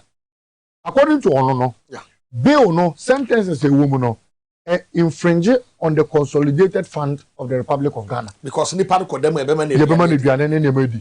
challenging the financial aspect of the bill. The court threw it out on the basis that they do not interpret bills. They interpret laws. In the court now, more call for to seek interpretation. What are you seeking interpretation for? Bill are ever in procedure. And in this particular context, court no more corner. Injunction into where. In fact, they haven't even given a date that the injunction will be moved. The motion will be moved. It's in Asema Mampenyi Kano. There's no basis. And on one krata or trust there are 2 pending. Pending. Why are you taking action on it? In other words, there was an e-levy that was supposed to be passed. Sure. Minority for the court. Someone just e-levy no into. And in fact, what they were challenging was the voting pattern of Sa e-levy no, not the bill itself. It was about how they will vote in Parliament. Supreme Court, 2 days, 29th, and on the bill command and ado. And I must be your court 29th now. Assembly war court. And I'm on penny side bill no on 31st, making it a tax bill, bringing it into force. 31st, 2 days. Mampenyi Esanye. Meanwhile, at that time, the representatives of this country are no more the Supreme Court is seeking to injunct the procedure. Why is it that Abaya de Botechino? Yemfasa Abana Akro and Boba. And the Abana Crane Hobu. Edu Basono Abana Dani Kulikuli. Intimately from Bobia. That is the president we have. To continue. Paragraph 3. No? You see, paragraph 3. The Attorney General has by this letter informed the president that he has been duly served with both applications and has advised the president do not take any step in relation. The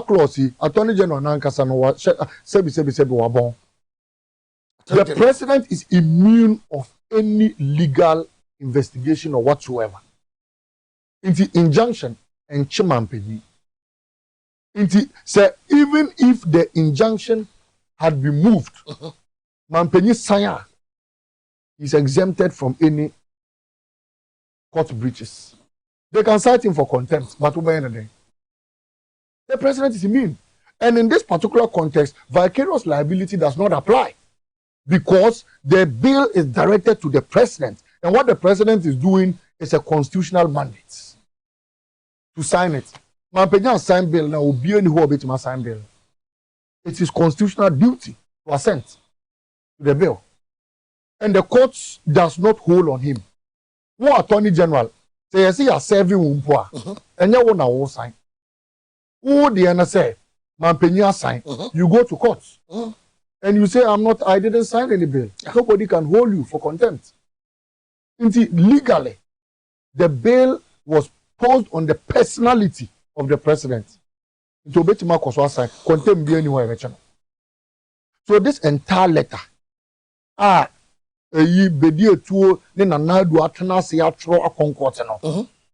it is simply a way of escaping signing this LGBT. But you see, Yanko Yabako Semukaka. Now, one share the last paragraph. Okay. Paragraph 4. No? In the circumstances, you are kindly requested to cease and desist from transmitting. That is a work like near such a simple. And I hope you not just a work like no. And Ben President's hope you. Debbie. What Ben Flagstaff house on a choice just because Clark at the document he says sign not Bema aware any criminal. Obani oba warrior any criminal. Send the papa worry nantwie ebe criminal. Send the papa worry okra ebe criminal. Send the papa sorry akofe dua ano be criminal. What's what dear what's sad and the bawa bahobi mu a ye beboro obehu nyansa be ne wo see in we are seeing na homosexuality e shall see free na nadofi, and that is why e di me yaw pa say I will say shall see free e shall see free na nadofi ebusu mo I'll explain why da bel opanyin bi wo ho na e friend Paul Dankwa na oye nanado wofa JB Dankwa the first born wako internet so a ubehu Paul Dankwa in 1947 Nagana Krenya independence. Paul Dankwa was one of the first acclaimed homosexual in Riasinina, no trust in it. As of 1947. Now JB Dankwa Nanado no wafaba, not just another cousin. Yeah. Cousin, you can't say with Chimo. Oh no and what fast say Ninia Paul Dankwa. Riasinina no trust in it. Oko ware Bema your friend Peter Pollock. UK ho. E ware bi kra. O ware Bema your friend Peter Pollock. Nanado no wafa JB Dankwa first son. JB Dankwa Nanado say universities in Accra yes Santo Medimono. Yeah. The first born no yet an internationally acclaimed gay. Oko ware Peter Pollock. The Pamo at the time from UK omu took Australia. Osa no mo ware warrior Bema ne Bema. The first gays to be acclaimed, the first homosexuals after Sodom and Gomorrah, Efri Nanado Buswemo. Wow! Na pizza Paul Dankwa Nanado no more to dine by Kumu Omunini Bomu to some extent. Nanado yini na Paul Dankwa Gusu ho. No be strong Omudi Brunia Jinabom, Omudi Easter. Nanado Peter Paul Dankwa ni Peter Pollock ana eni kunu omowie ye bo Paul Dankwa Pampers and so no free ya say ye born Pampers and the opera type go on the New York Times in an the first internationally acclaimed gay was called Paul Dankwa then Nanado nia ankasa nti sa ne mai se wodwene ho kra won tiase because mampanyin Nanado when you so high and a wa wu nua bo Pampers a be wu ye Unewie ye tatantan ntanka wo de besua nyansampo a anka wo se wo hu ehun sunsuanso na wo de tu wankasa wonfo na wo Nanado wo sa come international. That is why anytime Nana do be any international interview bia you be saying about homosexuality. Yeah. Because abrofo no nim baby e free by. Omo nim say ade ni chinchin na busua mu. Ento omo pese omo hu adwen etan na chi. So ono so the best sa na chiri mafo a. Yeah. Ento omo bisa no. Now anytime they ask him, or say it is bound to happen. Yeah. They bisa no bia or say it is bound to happen. Any pay odi man penyi man ye. That is the worry in this country. Now, Oheneba, me dey yeah we bisa na do na say nti ye papa penyi sharubutu. Ka so kan nyina say ade ye bonsamsem ade ye musuosem ade nye montwensan no. Na do ote ana? I don't know. Catholic bishops. Yeah. Etro krata say ade ye musuo asem e ma ye mfam ba dano. Na do nti ote ana? Pentecostal church for asofo apenyu for e ko shaman penyu say ade a wo pese wo ye eye bone e de maye na do what ana I don't know. Now even the laws in the bill are here dia kono Africa nyina ye de na soft so ye de na 3 years me pato me ba wo kon yes me ba Nasra chief imam enam Sheikh and Arame so akasa right e dia fa this gay issue na mama ye nkonkwohwe video no emra National Chief Imam on this gay issue. Confronting us as a nation and the dangers it poses in the long run to our country goes beyond human right and constitutionality. It is about our dignity as a nation and our time-honored family and national values. Islam as faith and system of life stands diametrically opposed to LGBTQ A+ and all its ramifications as damnable, morally objectionable, publicly and socially reprehensible, and above all, a subject of divine reprobation and prohibition. Those persons involved, we see them as people who have problems, and they can be the subject for our approach to remedy. We do not seek to encourage any attack on the persons, whether physical or emotional, on any person who is seen to be practicing this. But that what we are saying is that we reject it and we support any legislation that will prevent it. Call on all the eminent professors who have risen against the anti-LGBT bill reconsider their stance by engaging in serious soul searching and prayer for God's guidance. We also believe that perverse freedoms that draw a nation into destruction should be completely outlawed, discouraged, and legally prevented. Alec. Chief Imam guy. Sure. Yeah, my engine too. Chief Imam say, "Be no yen sign no enimeni ya." Enye say ye pese ye boro mo. Enye say ye pese ye kunkumo mo. Na mom ye pese omo anjai musu asem omudi wo mayimu a. You bet you motum. They are penalize you. That is all we seek. Okay?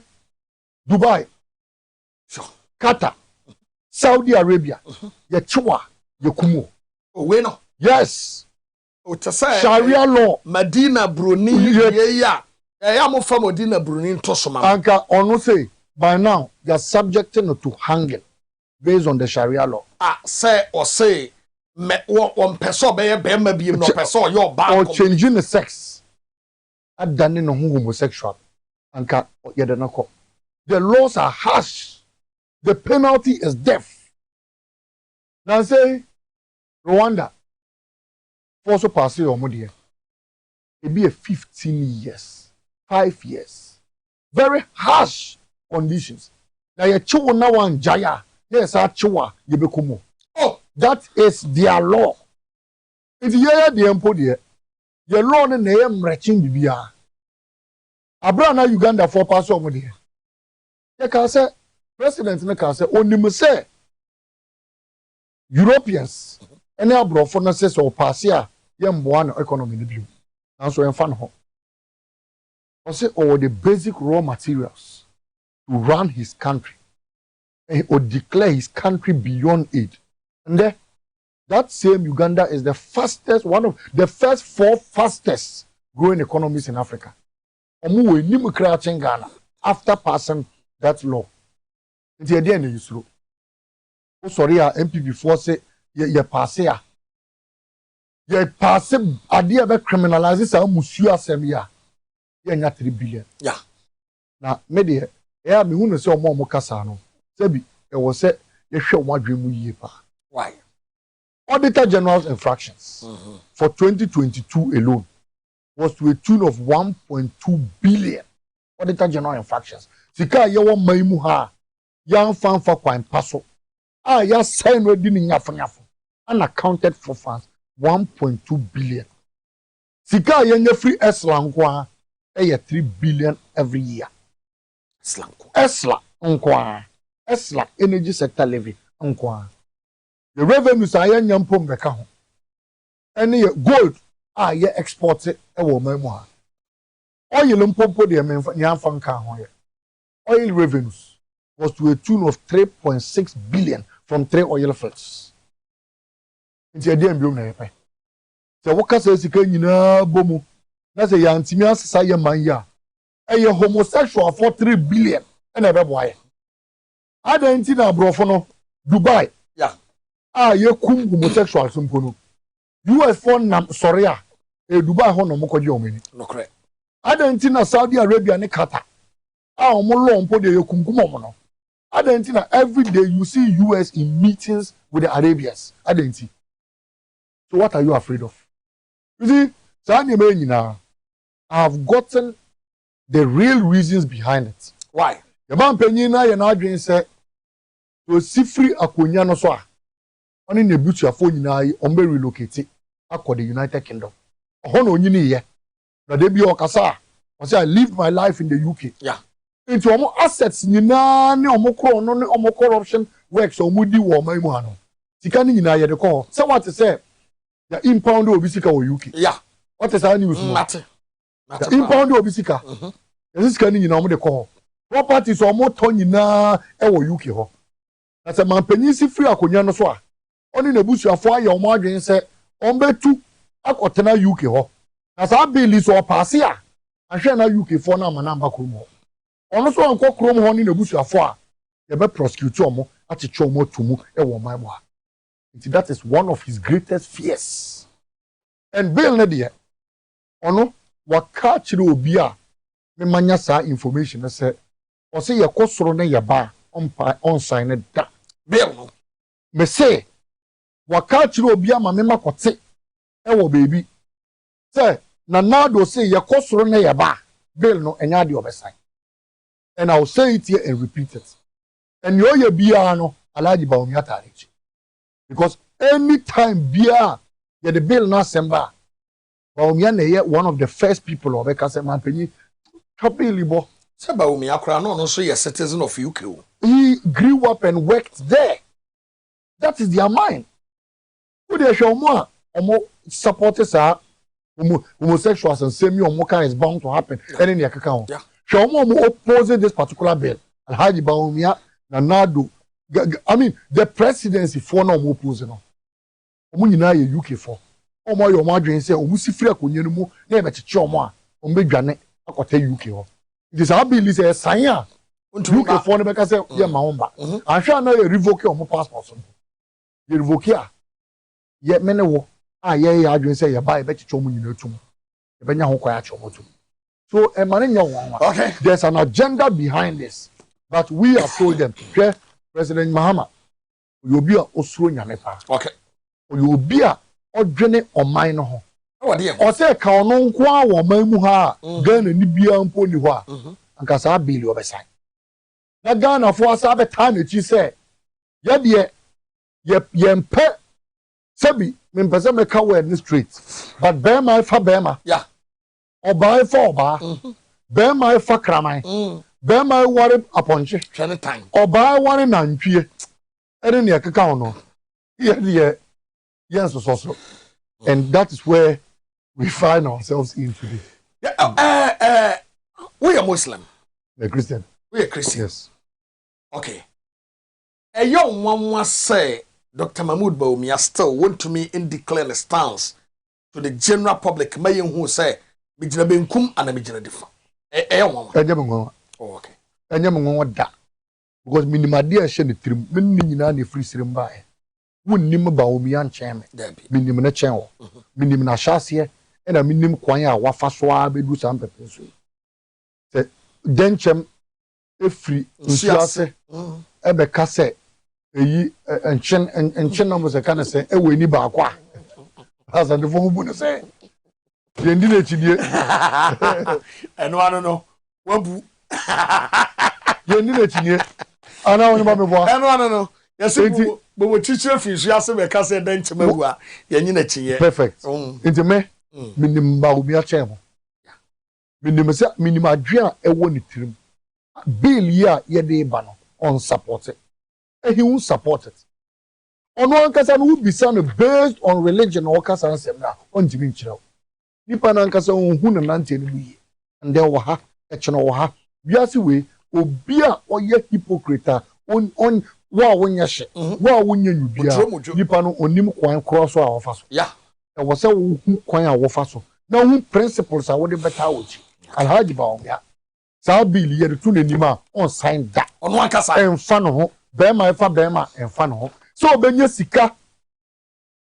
sika di so mbe ton oman yi eyi sunsum e bi anya 3 billion e di ni nyafonyafo a fly private jets atoto designer bags e bi amo yerenom ne yakeka ho de masa billy omon sign that okay and that is the path they are taking.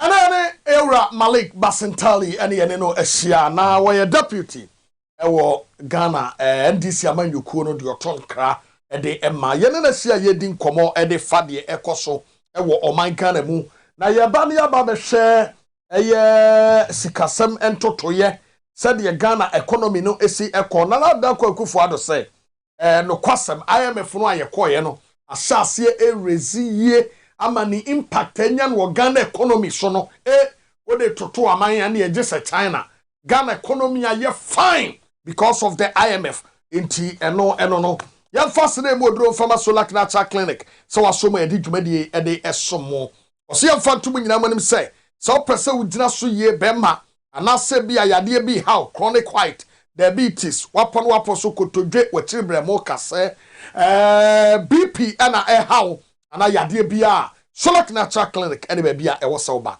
hospital mu akese pa bowra ho akokogye apomden obehu omo ewo kokomlemle oben Harvard Senior High School no freno ewo 0553 932631 0553 932631 malaki yesan enhwe the president asema wakana wo hwe business analyst was say IMF urges government to restore confidence in both domestic and international market. Na utie omampani so asema waka no a was say IMF deal with Ghana is now yielding results. You want to say IMF deal ni a ye koye e de mpuntuo bi aba apaja Ghana edru baabi. First of all, mampani endwen e bi before no. What then? Mampani na do ondwene ya. Ni e woni tirima na se obenya akonya so obetwetwe nkom. Na ni free na numu ba bia sebi na waka. Minia. Yeti kromo ha. And I will restructure NIPA bonds. Sure. In the name of IMF. Yeti kromo ha. And a pensioners. Oji sika free omunsem. Omusika omode 2 banks in the name of bonds. Yeah. Omunya kakra de to omu BP drugs. And normal and then omotias obimotiasi. Eti kroma na wuchinchim omonsa eji sika ne free omonsem. All because of a reckless spending. All because of bosuya dodo a boy over 600 billion. Edi economy we called junk status. That is a the economy no etete pansan. Sure.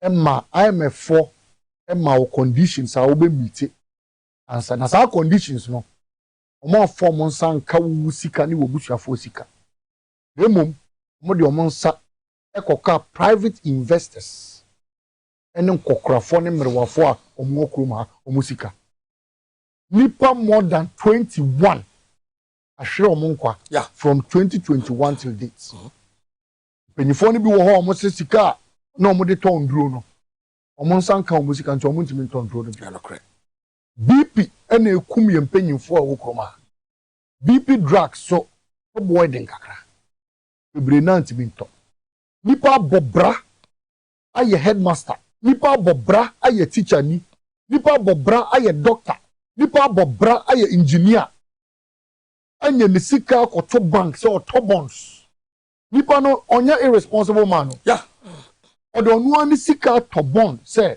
bond di daache enna me de behwe me ho opem da anya me befre me na wo nanado wo chimomo sa sika no mi bisa no nipa 20 and 21 o ma hwere o nkwa no and there who can say IMF is restoring the economy no yeah.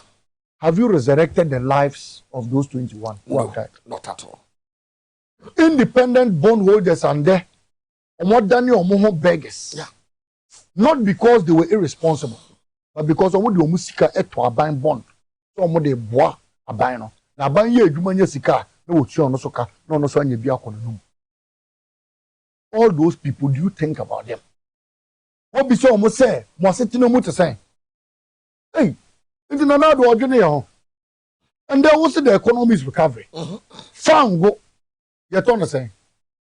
A gallon of petrol is almost 100 cedis. Oh, sure. Sure. What's the economy is recovering? Dollar, yes, I understand. 13 cedis and above. 13.33. What I'm saying? Now, what's he saying? Lights, if you understand. One of the conditionalities was that on for light born and pay so. That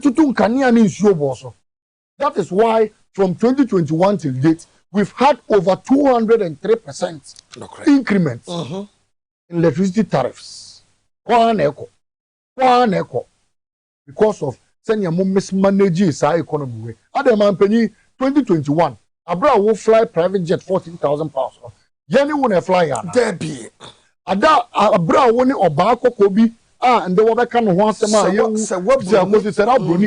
What it will hold Jarry and Sika at two parties. Every play tea any upon Chipodia. I will play no moon. You know one a net of one. There be none there. A seminar by idea. It be before never. I didn't do on Jenny Honsa. IMF.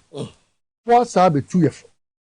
Se abradili kosumpo na do sanso na mamonone amanone ebobosia last month omo kopie mu omra shebedwafie omo so omo pam ra shebedwafo omo pom atwo se ye ma omo kwan no omo san ko bobosia 300 million embeka na je se na do de ye de wi asisika nyina egu ne fie mpo a still obepia kopre one cedi a shewoto for the love of money my people perish.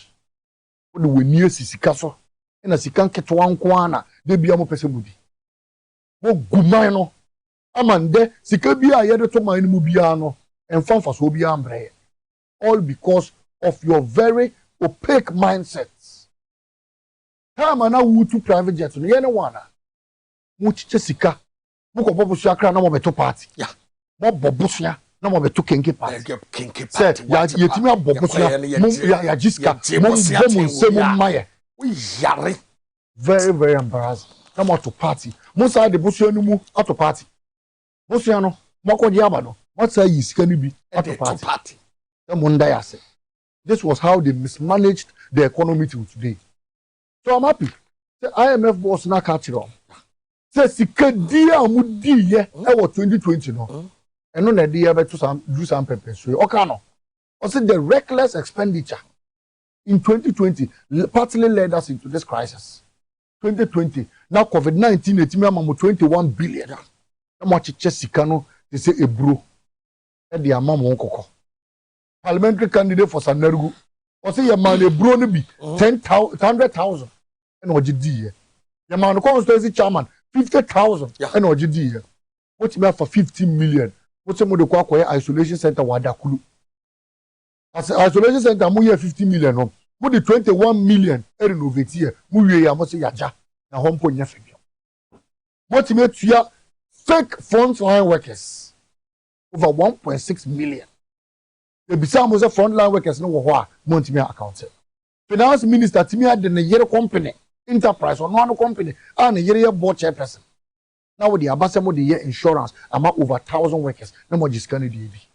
This was how you mismanaged COVID-19 expenditure nande ye na yebre nti yesre man panyin na nado eni die kwanso yesre no people are going through challenges and there are many who can say NAPCO trainees yentu omokai sure and there are many who can say agric extension workers yentu omokai and there are many who can say MSS personnel abayin yantu even the old batch ka and there are many who can say contractors our major contracts on our major roads abayin yantu omokai school feeding caterers na no hwemre wafo a omokoda school feeding agency obafa stock yeah musu ma te say nkola e say kra no omosan kabiem kra say bia starting from next week no ombesan aye another one na no me hwe omo mpanyufo omo abrede omo sika akoto school feeding mo hwe se no omo te form ho da ho a sebi ase oni fie mpodam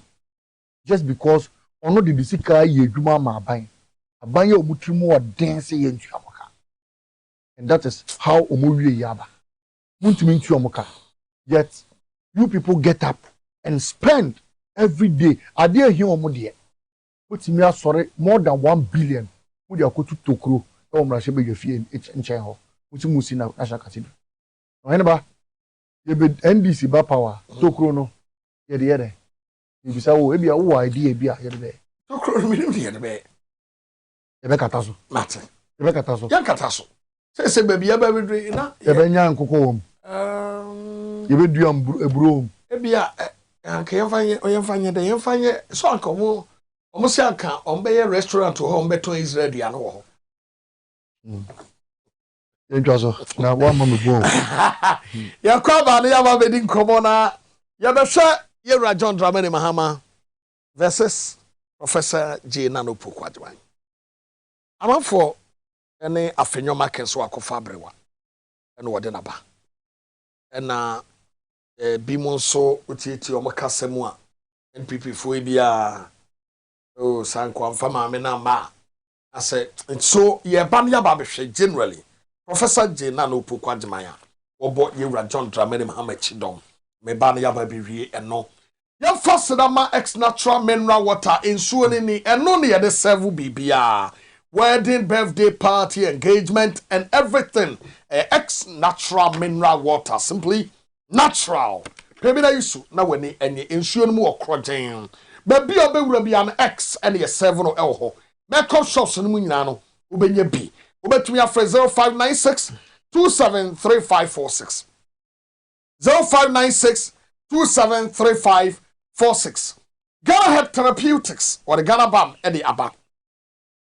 Garabam etu sasabro ahututio wapon waposo kotodwe wachiribremo kase yini nyina efri ho asma wanya cold wanya flu ni nyina no Garabam ebe yefri ho ama hoto aba ya wo Garaman capsules so ewo ho eno no eboa ema eye bigger stronger and longer what you say bigger longer and stronger eti mu amotebrofo no matiase papa se wunya Garaman capsules eboa papa energy no watenka man memma no koko ananse ni nyina no wadru eno no sanso na prostrate ade etunya bi na wono mu a etu ase de kunekuneku ema ho eto na eno no ntipe bi na yusu na enije sonko emra wabrabum Ghana ha wunya Ghana Health Therapeutics nura ebejew na ajewa kwa Frezel 244 75 4380 0244 754380. Safari Valley, the best place in Ghana. Opebebia, obetumia wedding, birthday party, engagement, hotel papa, obedama, kraba, hwa. Safari Valley. Where fair. Debi amikase where fair. Eya amanfo makohono. Yo mudi adanse no frame no so Oheneba kase where fair. No ho fampa. Safari Valley Eco Resort. Bowra ho.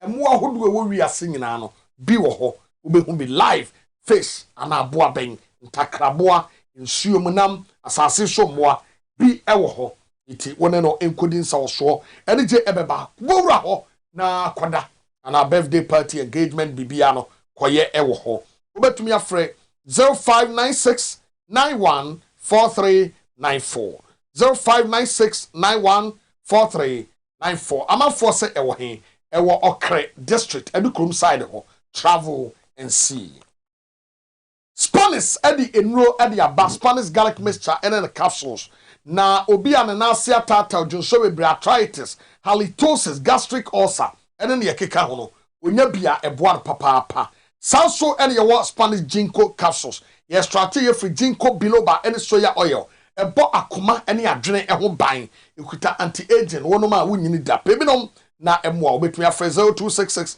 1141 0266 1141 Moses Clinic and Herbal Center was what the Moses garlic capsules at the aba Moses garlic capsules no a garlic drum one was so said yes see a packing no obetumi a friend Ceylon cinnamon na wonuma e boadi peduar papa a draway any sesso Moses and what the aba hospital no da so a ye juma freno baby a ton robia no benye be free 0244 068 447 0244 068 447 na alajibi semen fanin chia enfamao wo United Arab Emirates UAE ho ena wo je wo number wo me ho be 3 days ago it was so be fro na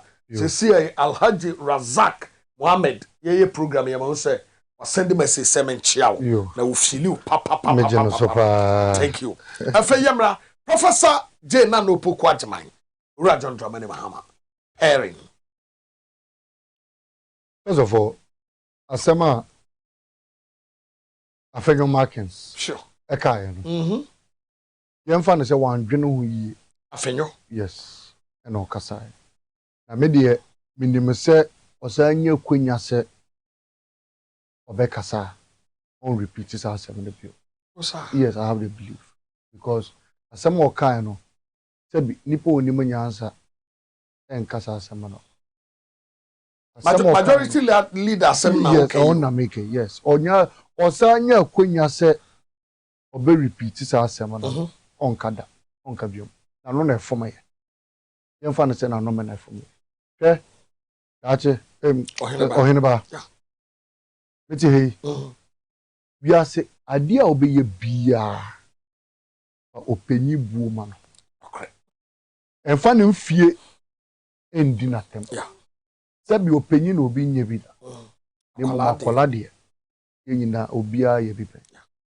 ame no wa bobra enyi na edru nanim akọ nanim e wa abrabo mu oye accomplished woman osanso wa hombrase obunipa owotma odonipa nkasa maame no ko hia no on a normal day na say maame ye professor mpo awujindi yenim say usually my father was an academician yenim say sa academicians no they are very principled na who omo they take everything seriously maame no ko hia na very down to earth, very simple, very open-hearted.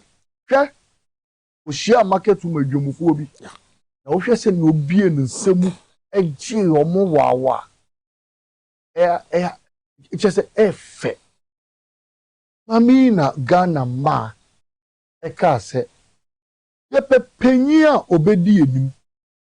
Na wo bie kwan ama yen chiniba yeso yeba. Na Professor Jane Kasembi o na edwuma enye so be bie kwan no afom keke na so be bie kwan no ekira don no ama mani nyina etimi afam Ghana wo hwe abakosema yenya oba wa rise to become a vice president or a president before yenya bi da bi nsi da yenya bi da e wo mamu a And then so ye nyina say the democracy atumpo to the extent that ye ka religion na ye ka gender also. Sure. And gender has become a primary concept. And then offer SDGs are gender equality work. Sure. And then offer even ministries are your gender ministry. Yeah. And then offer police service are your DOFSU. And I say was social protection. We have gotten to a stage where all of us are at one path and have gotten to one level where we must respect each other's values. Okay?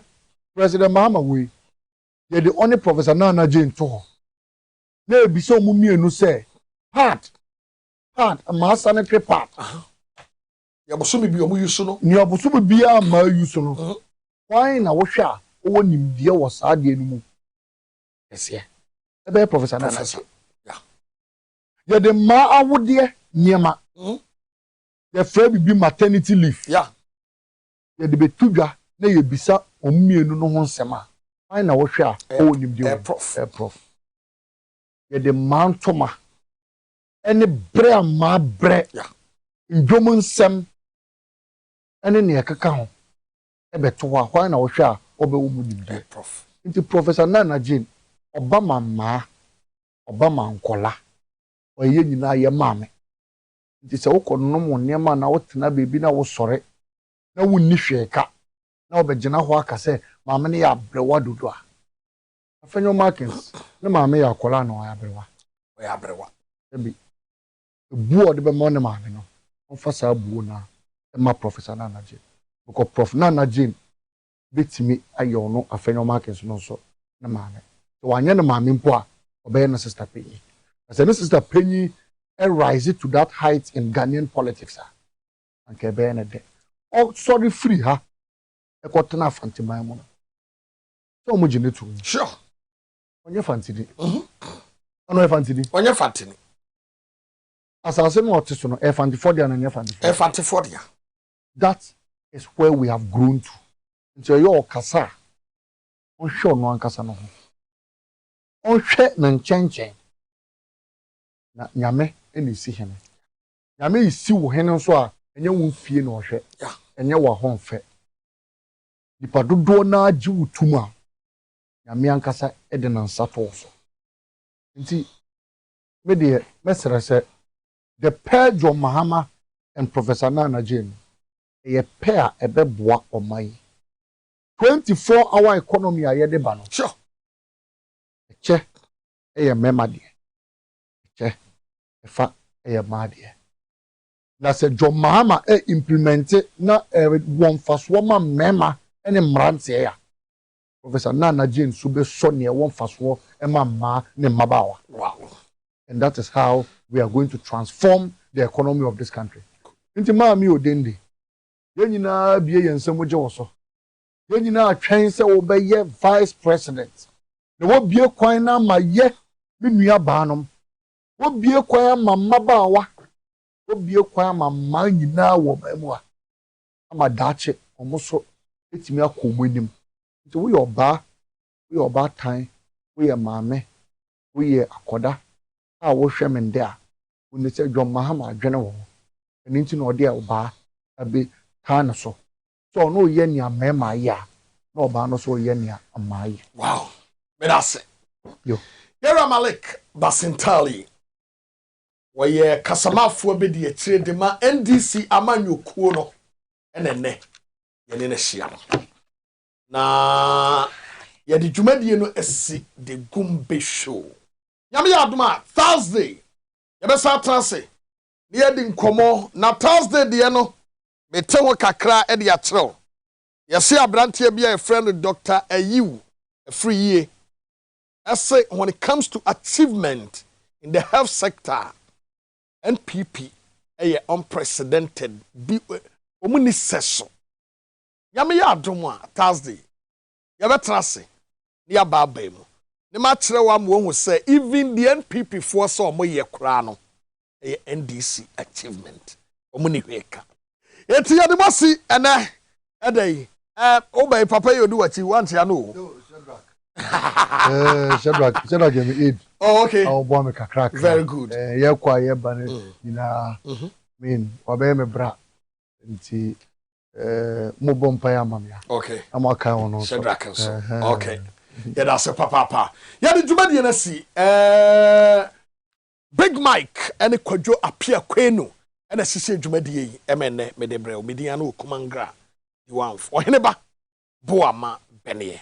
You say she be ya trust near Dinkomo. Akram.